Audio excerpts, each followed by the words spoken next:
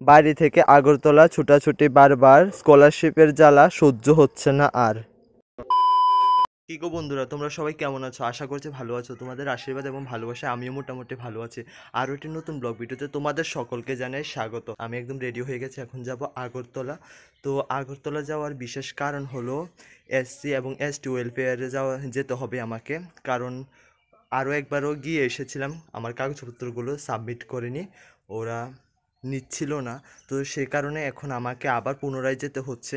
জানি না আজকে নেবে কি না। তো চলো, নতুন একটি ব্লগ ভিডিও তোমাদের জন্য নিয়ে এসেছি। আজকে কি হয় সব কিছু তোমাদের আবার জানাবো। তো ব্লগ ভিডিওটি স্টার্ট করছি। বেশি কথা না বলে তোমাদের পাশে আছি আমি, সিম্পল ছেলে। আজকে হলো 29শে ফেব্রুয়ারি, বৃহস্পতিবার। তো বাড়ির কাছে রাস্তায় এসে কিছুক্ষণ দাঁড়ানোর পর একটা গাড়ি আসে, মানে এই বাস গাড়িটা এসে গেছে। তো গাড়িটা পাওয়ার পর একটা সিটও পেয়ে গেছে, এখন জানালার পাশে সিটে বসেছি। অবশেষে 2-2.5 ঘন্টা পর এসে উপস্থিত হলাম আগরতলা মোটর স্ট্যান্ডে। নাগেরজলা যে মোটর স্ট্যান্ড আছে এখান থেকে এখন আমাকে গাড়ি ধরে, মানে অটো টোটো কিছু একটা ধরে গোর্খাবস্তির উদ্দেশ্যে রওনা দিতে হবে। অনেকক্ষণ খোঁজ করার পর একটা অটো পেয়ে গেলাম, যেটার ভাড়া হলো মাত্র 20 টাকা নেবে নাগেরজলা থেকে গোর্খাবস্তি পর্যন্ত। তো যারাই আগরতলা আসো তোমরা একটু জিজ্ঞাসা করে নেবে অটোর ভাড়ার ব্যাপারে, কারণ অনেকে দুষ্টামি করে অটো ড্রাইভারগুলো। তাই বলছি অটো ড্রাইভারগুলো থেকে একটু সতর্ক থাকার চেষ্টা করবে। আচ্ছা যাই হোক, কথা বলতে বলতে চলে আসলাম গোর্খাবস্তি। আমাকে অটো থেকে নামিয়ে দিল। এখন এখান থেকে হেঁটে হেঁটে যাব এসটি এবং এসসি ওয়েলফেয়ারে, যেখানে আমাদের কাগজপত্রগুলো সাবমিট করতে হবে। তো আসার সময় আবার কিছু কাগজপত্র ডকুমেন্টস জেরক্স করে নিয়ে এসেছি। তো এখান দিয়ে হেঁটে হেঁটে যেখানে মেন অফিসটা আছে ওইখানটায় যেতে হবে, মানে এই রাস্তাটা দিয়ে যেতে হবে। তো আজকে হলো মানে সাবমিট করার লাস্ট ডেট, আর একদম 29 তারিখ, 29শে ফেব্রুয়ারি হলো লাস্ট ডেট। তো আমি একদম লাস্ট ডেটে এসেছি। আরও একটা কারণ আছে আজকে আসার, সেই ব্লগ ভিডিওটা তোমাদের সাথে শেয়ার করব পরবর্তী সময়ে।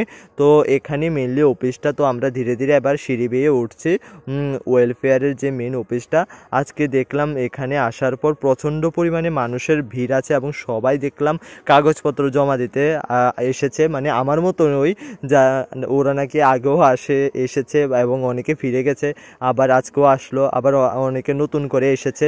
আচ্ছা যাই হোক, এখানে আবার ডকুমেন্টসগুলো দেখতে পাচ্ছ দেখিয়ে দিচ্ছে কী কী সাবমিট করতে হবে। তো আমি একটু দেখে নিলাম যে কী কী কাগজপত্রগুলো সাবমিট করতে হবে। তারপর দেখছি এত পরিমাণের মানুষের ভিড় আছে, তার মধ্যে লাইনে দাঁড়িয়ে আমি আমার কাগজপত্রগুলো কোনো রকম জোর জবরদস্তি করে সাবমিট করে আসলাম। অনেক প্রবলেম হচ্ছিল, বলে বোঝাতে পারবো না বন্ধুরা। শেষে সাবমিট করার পর আমি বেরিয়ে আসি ওইখান থেকে। আর ওইখানে তো ভিডিও করা যাচ্ছিল না, এটা পার্সোনালি ব্যাপার, তো ভিডিও যদি করতে যায় তাহলে প্রবলেম হবে। এখন আমি রাধানগর চলে এসেছি। রাধানগর আসার পর এখন আমাকে কিছু একটা খেতে হবে, প্রচণ্ড পরিমাণে খিদা পেয়েছে। তো খিদা পাওয়ার জন্য এখানে চলে আসলাম একটা ফাস্টফুড দোকানে। তো ফাস্টফুড দোকানে এসে ভাবছিলাম কি খাওয়া যায়, তো আমি এখান থেকে একটু পুরি সবজি নিয়ে নিলাম খাওয়ার জন্য। তারপর পুরি সবজিটা একটু বসে বসে খাওয়ার পর আবার ভাবলাম কিছু একটা খাই। তারপর এখান থেকে একটু ঠান্ডা মানে লিচি নিলাম আর একটু কেক নিলাম খাওয়ার জন্য। যাই হোক, তোমাদের তো আর সব কিছু দেখাতে পারছি না, ভিডিওটি এখানে শেষ করছি। টাটা বাই বাই, তোমরা সবাই ভালো থেকো, সুস্থ থেকো।